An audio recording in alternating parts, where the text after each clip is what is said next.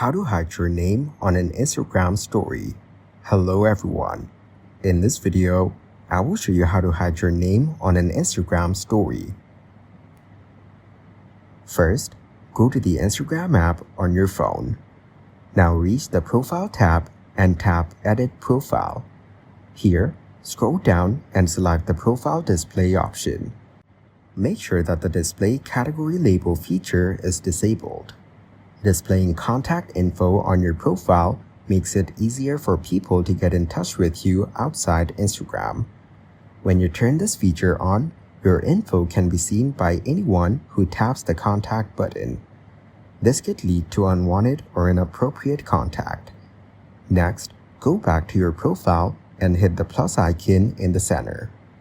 After that, select the image that you want to post. Then, you can post this or add this to your story. To add a story, reach the home page and swipe towards the right side. Now choose the image and tap on the arrow at the bottom line. Finally, press the share button to post your story without showing your name. Thank you guys for watching this video. Hope you got some value. Make sure to like the video and subscribe to the channel to get notified of new videos. See you in the next one.